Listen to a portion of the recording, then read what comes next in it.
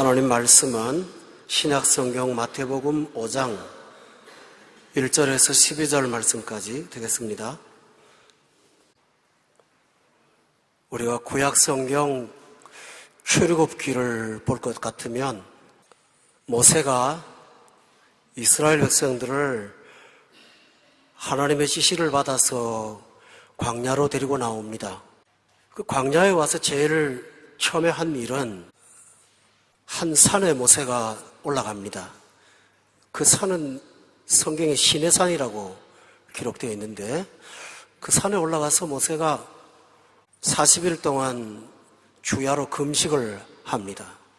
금식하면서 하나님께서 그가 가지고 올라간 다듬은 두 돌판에다가 하나님이 계명을 새겨 주셨습니다.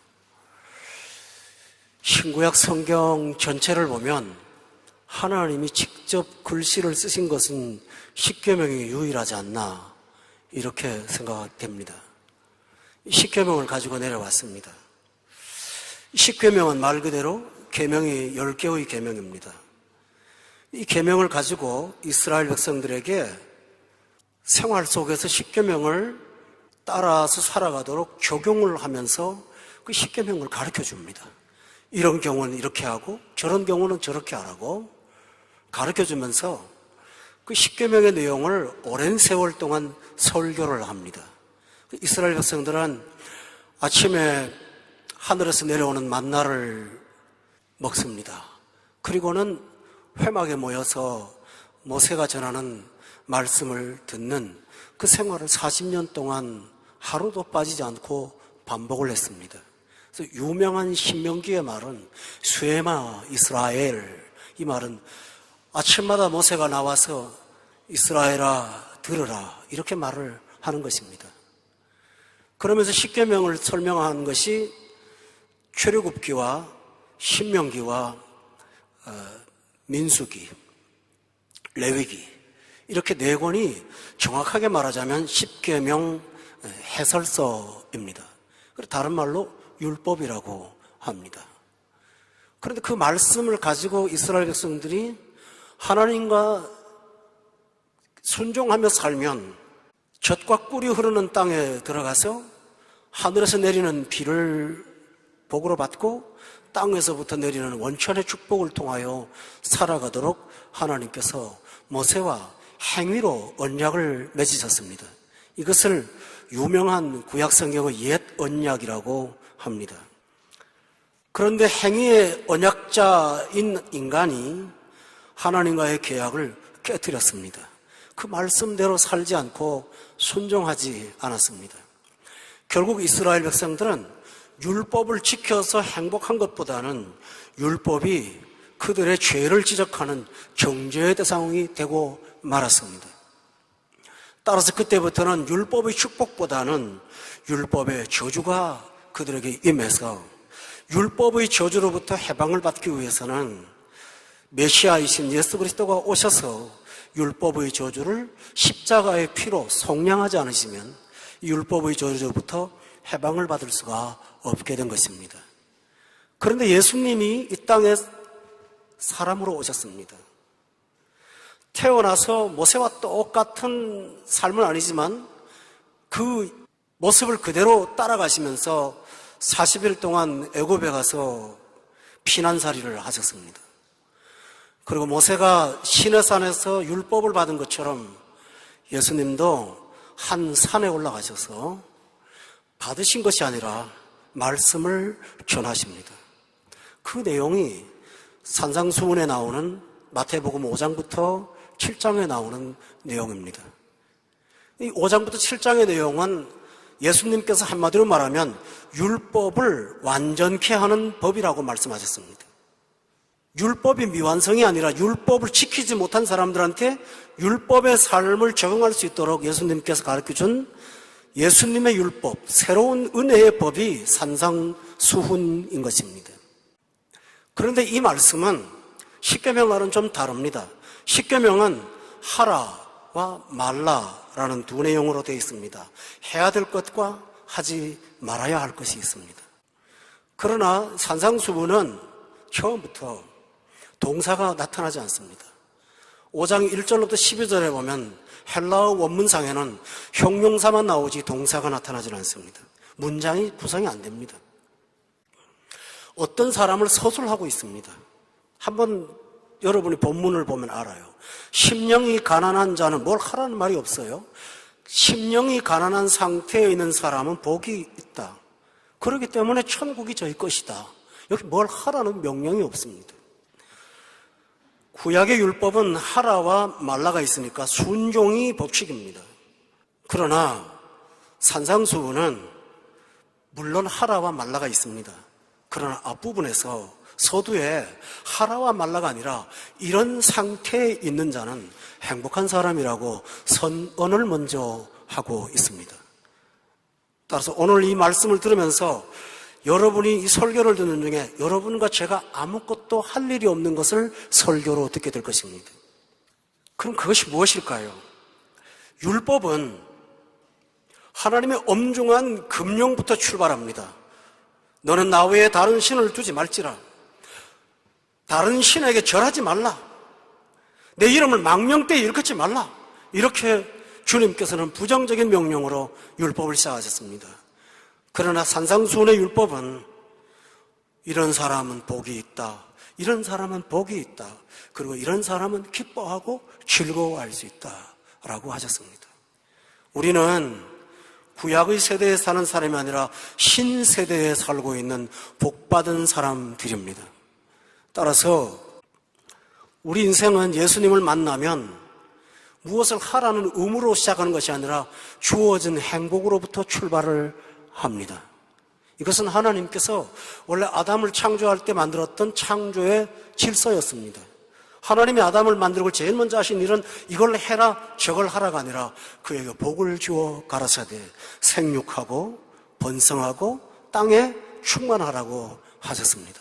이와 같이 예수님께서 오셔서 우리에게 이것을 하라 말라가 아니라 우리에게 이런 상태에 있다면 너는 행복한 사람이라고 주님께서 해석을 달리하십니다. 이 까닭이 있습니다. 그 당시나 지금이나 사람의 공통점은 무던히도 행복을 찾아서 헤매는 겁니다. 예수님을 따르던 군중들은 하나님을 모르는 사람들이 아닙니다. 그런데 그들은 신앙생활을 하면서도 행복을 추구하며 행복을 찾지 못한 사람들입니다. 오늘 현대교회 안에도 교회 생활을 하면서 행복을 추구하는데 행복이 없는 사람들이 많습니다. 바로 이런 사람들을 대상으로 행복이 무엇인지를 가르쳐주는 것입니다.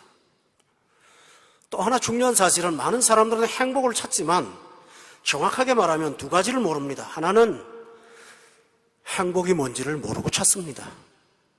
행복의 정의를 못 내려요.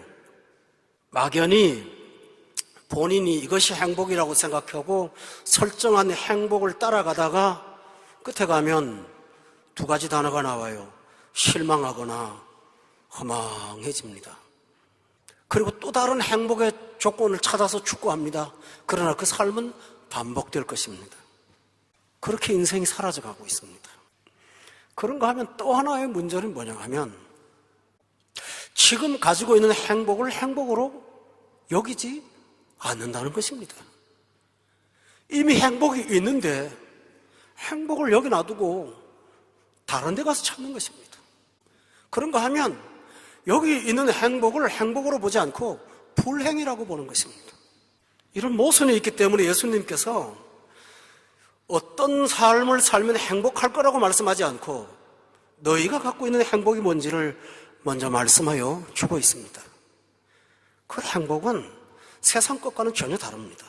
세상은 뭔가를 채워야 행복합니다.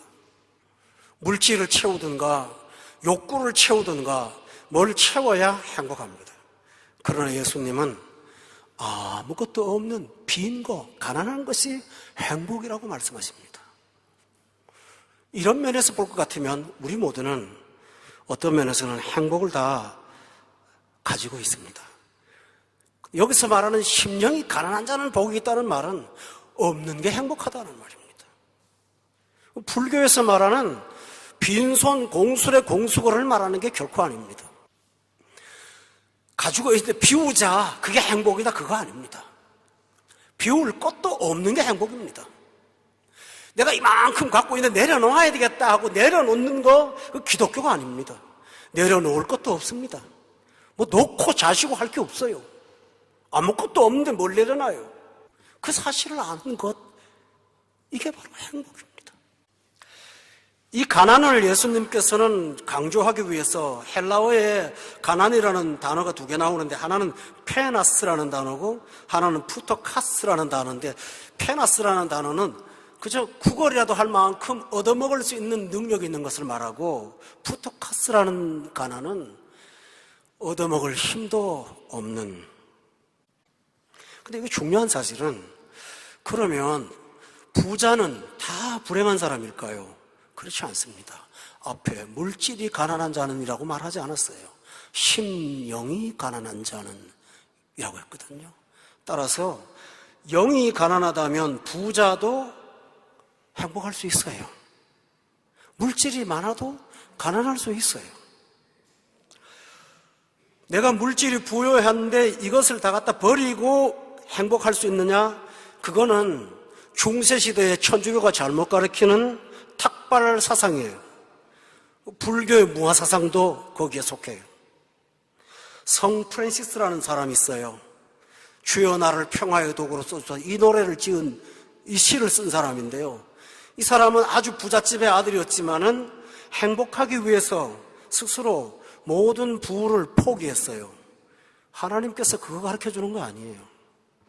주님이 그걸 원하는 게 아니에요.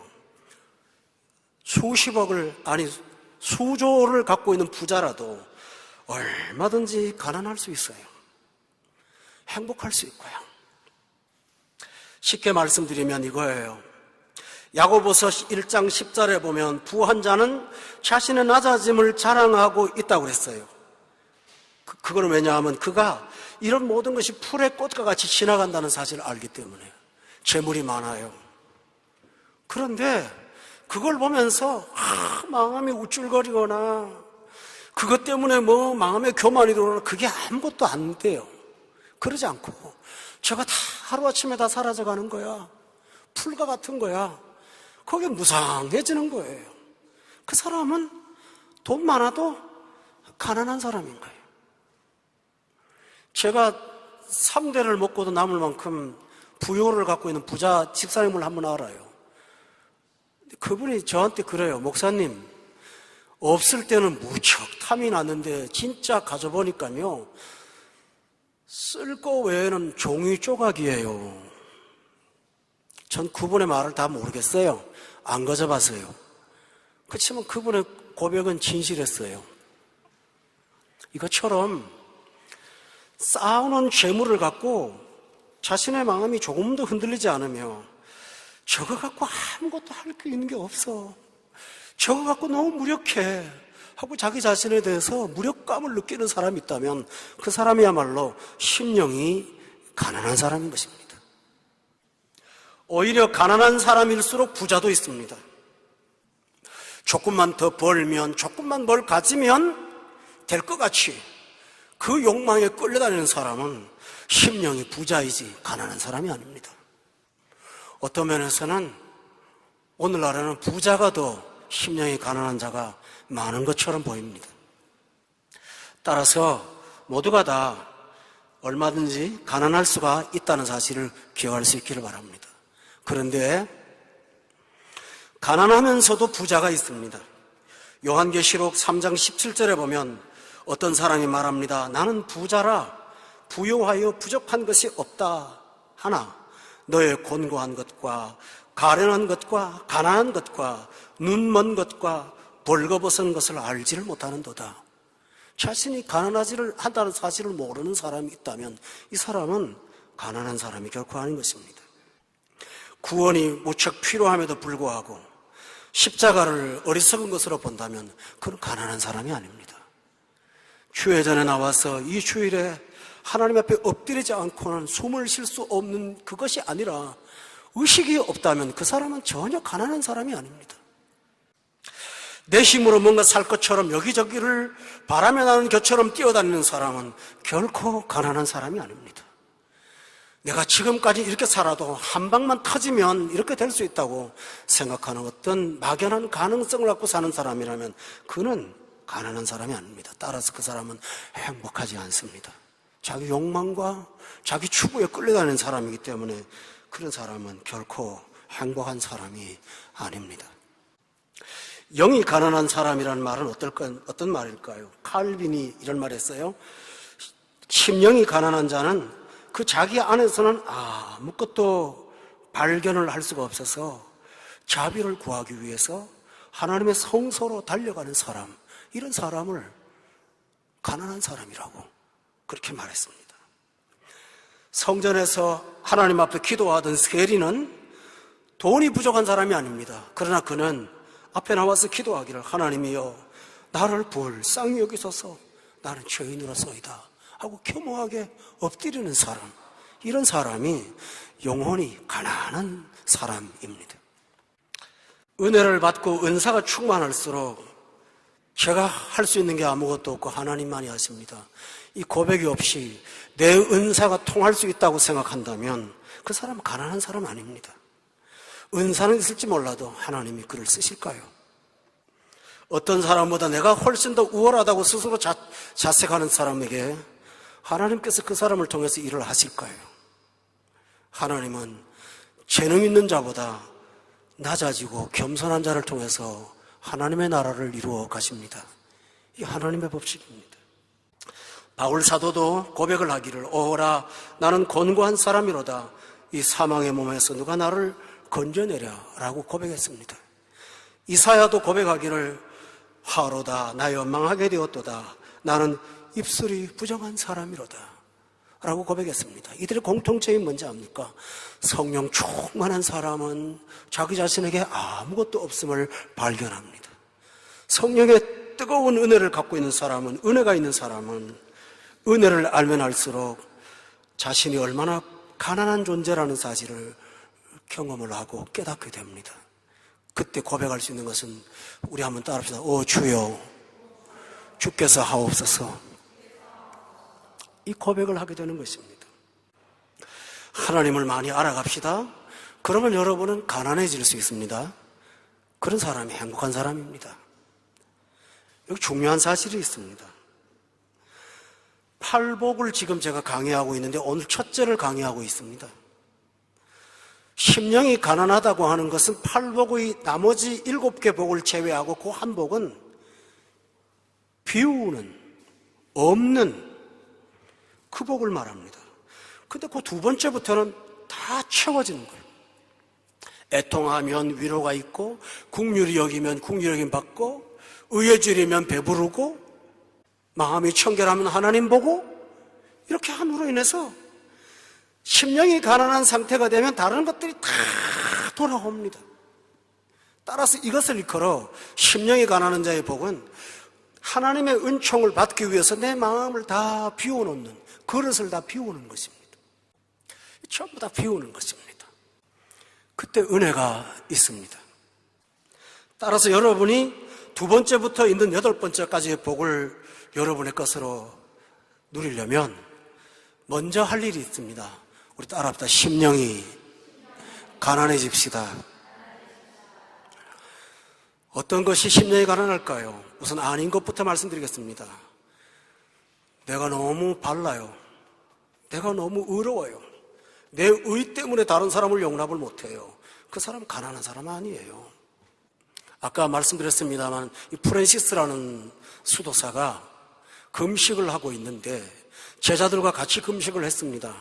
근데 제자 중에 한두 사람이 배고픔을 견디지 못해서 밖에 나가서 금식의 기간을 깨뜨리고 먹었습니다. 제자 하나가 와서 일러 바칩니다. 저 사람이 금식을 깼다고. 그랬더니 프랜시스가 빵 가지고 오라고 와서 먹었답니다. 왜 그러시냐 그랬더니, 내가 먹고 같이 깨야 욕을 하지 않을 거 아니냐고. 교회 안에 의로운 자들이 너무 많습니다. 의로워서 문제가 됩니다. 내 생각이 똑바르고 내 판단이 옳고 내가 옳아요. 내가 틀리지 않았어요. 내가 가해자가 아니에요. 이상하죠? 행복하지가 않아요. 이상하게 행복하지 않아요. 여러분의 말은 맞을 거예요. 틀리지 않을 거예요. 근데 이상하게 행복하지 않아요. 왜 그럴까요? 내가 갖고 있거든요. 내가 의거든요. 맞는 말일지는 모르지만 그 기준을 여러분이 상대에다가 두면 여러분은 의로울 수 있어요. 그러나 심령이 가난한 사람은 어떤 이웃과 비교해서 나를 의롭다 하지 않아요. 하나님과 나 자신을 두고 나를 불결하다 말합니다. 그때 아무리 살펴봐도, 내가 아무리 옳아도 나는 하나님 앞에 의로운 존재가 아닙니다. 따라서 이런 사람은 가난한 사람입니다. 가난하기 때문에 내 마음에 하나님 앞에 미움도 없습니다. 이웃을 향하여 증오도 없습니다. 더 바라지도 않습니다. 그리고 하나님의 긍휼만 기다립니다. 이런 사람이 행복한 사람입니다. 할렐루야. 여러분 이 마음 꼭 갖기를 예수 이름으로 축원합니다. 성도 여러분, 가난해지면 신기하게 은혜의 파도가 들어옵니다. 가난해지면 은혜가 들어옵니다. 가난해지면 빛이 들어옵니다. 따라서 여러분 자신이 아무것도 가지지 않았다는 사실을 발견하시면 됩니다. 그러면 행복해질 수가 있습니다. 내 힘으로 아무것도 못합니다. 무력한 게 아닙니다. 내가 이만큼 최선을 다했지만 이것 갖고 내가 미래를 결정지을 수가 없습니다. 저 전능자가 나와 함께하지 않으면, 주께서 함께하지 않으면 집을 세우는 자의 수고가 헛된다는 사실을 깨닫기 때문에 그는 포기하고 내려갑니다. 이런 사람에게 하나님의 은혜가 있습니다. 할렐루야. 가난하면 하나님의 은혜가 내려옵니다. 사랑하는 교우 여러분, 지금은 우리가 가난하지 않을 수 있습니다. 본문 5장 1절에 보면 예수님이 제자들을 보고 말씀을 하시면서 3절에 보니까 가난한 사람은 아직 너희는 아닌 것 같아 그들의 것이라고 말하면서 그들이 있다고 말을 합니다. 그러나 시간이 지나가면서 11절에 보면 그들이 너희가 됩니다. 그게 뭘까요? 3인칭이 2인칭으로 바뀌는 거죠. 제자들은 처음에는 그런 대상을 보면서 그런 사람이 있어 하고 들어요. 그런데 예수님이 말씀하시면서 그게 바로 너희가 될 수가 있어 라고 말씀하신 것입니다. 오늘 사랑하는 교우 여러분, 어떤 그런 심령이 가난한 자를 흠모하지만 시간이 가면서 그것이 바로 여러분 자신이 되도록 축복해 줄 줄로 믿습니다. 하나님의 은혜입니다. 가난하면 왜 복이 있습니까? 우리 한번 따라합시다. 천국이 저희 것입니다. 천국이 저희 것이라고 했습니다. 성도 여러분, 우리가 예수님을 영접하면 천당 가지 않습니까? 예수를 믿는 순간 우리는 천국 백성 되는 거 믿습니까? 공로로 가는 나라가 아니니까 예수 믿으면 천국 갑니다. 근데 여러분, 진리를 그렇게 단편적으로 생각하면 안 됩니다. 많은 분들이 몇 가지 공식만 갖고 사시는데요, 신앙생활은 그렇게 빈약하지 않아요. 우리가 보통 복음을 전할 때 천국 갈 자신 있어요 라고 말하는 것은 내세의 천국의 지향성이 있습니다. 그러나 오늘 본문에서 말하는 것은 모든 것을 포괄한 천국을 말합니다. 천국이 저희 것이다 라고. 이렇게 살다 보면 죽어서 천당 간다, 그거 아닙니다. 그것도 포함되어 있습니다. 여기서 천국이라는 것은 오늘 여기서 누리는 천국을 말합니다. 심령이 가난한 자면 오늘 여기서 천국을 누립니다. 그 천국이 뭘까요? 하나님의 나라는 예수 이름으로 권능을 행할 때 바로 그것이 천국입니다. 또 하나 있습니다. 하나님의 나라는 여기 있다 저기 있다, 먹는 것 마시는 것이 아니고 의와 평강과 희락이 천국이라고 했습니다. 따라서 심령이 가난한 자는 신기하게도 의롭고 평강이 있고 희락이 있습니다. 할렐루야. 이것이 천국입니다. 또 하나 있습니다. 천국이라고 하는 것은 다시 말하면 통치 개념입니다. 예수님께서 나를 다스리시는, 내가 예수님의 통치 영역이 되는 것입니다. 그것은 뭘 의미할까요? 지금까지 여러분이 예수님을 영접하기 전에는 여러분을 통치하는 것은 다른 사람이 아니라 모든 만물의 척도를 여러분 자신으로 삼고 여러분이 통치했습니다. 내가 나를 통치했다고요. 근데 신통치가 않잖아요. 그런데 그 통치권을 예수님께 내어드리고 주님이 하라는 대로 하는 것입니다. 근데 이상하죠. 안 맞을 것 같은데 그게 더 열매가 있고, 안 될 것 같은데 훨씬 더 낫고, 오늘은 당장 어렵지만 나중에 뚜껑을 열고 보면 그것이야말로 진짜 복이더라는 사실을 여러분이 믿으십니까? 하나님의 은혜가 있는 사람은 특별한 걸 아는 게 아니라 상식이 있어요. 욕심이 안 끌려요. 객관적으로 보게 돼요. 근데 거기 앞뒤가 안 맞는 것 같은데 하나님의 일이 있어요. 성경을 보세요. 버리면 배나 얻어요. 나를 위해서 자식을 버리고 전토를 벌인 자는 더 얻어요. 할렐루야. 하나님이 그렇게 하세요. 따라서 하나님의 통치는 우리 생각으로는 판단이 안 돼요. 그러나 그 통치를 받아들이고 나면, 그분이 하라는 대로 따라가다 보면 그곳에는 복락이 있고 희망이 있고, 나만 행복한 것이 아니라 다른 사람도 행복하게 할 수가 있습니다. 할렐루야. 마지막 이야기를 하겠습니다. 아도니람 저드슨이라고 선교 역사에 아주 중요한 인물이 한 분 계십니다. 이분은 미국 선교사로서 인도에 선교를 하러 인도로 가는 배를 탔습니다. 배가 가다가 난파를 당해갖고 겨우겨우 인도에 도착을 했습니다. 근데 도착을 해서 보니까 거기가 인도가 아니라 버마, 미얀마예요. 거기도 복음을 전하는 곳이 없으니까 뭐 기왕이 어느 거 여기서 복음 전하겠다 하고 이제 복음을 전하는데, 몇 년 있다가 사모님이 풍토병으로 시름시름 앓다가 돌아가셨어요. 미국의 선교부가 그걸 알고는 거기는 사모님이 없이는 도대체 목회가 안 되니까 뭐 새장가를 들으라고 그래갖고 하라는 대로 또 두 번째 결혼을 했어요. 근데 그 사모님조차도 또 돌아가셨어요. 그 오랜 세월 동안 전도하면서 예수 믿은 사람은 딱 하나밖에 못 얻었어요. 그리고 당신 역시 몸에 질병을 얻어서 버마에서 생명을 다하고 세상을 떠났습니다. 시신으로 고국에 온 거예요. 대실패한 선교사입니다.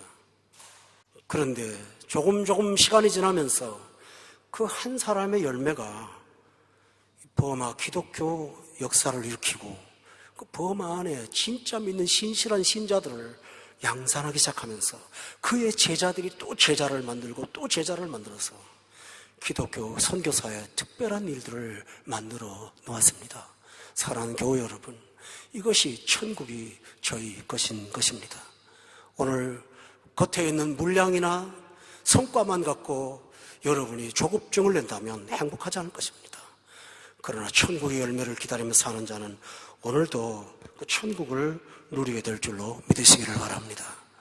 사랑하는 교회 여러분, 부디 제가 바랍니다. 여러분 행복하시기를 바랍니다.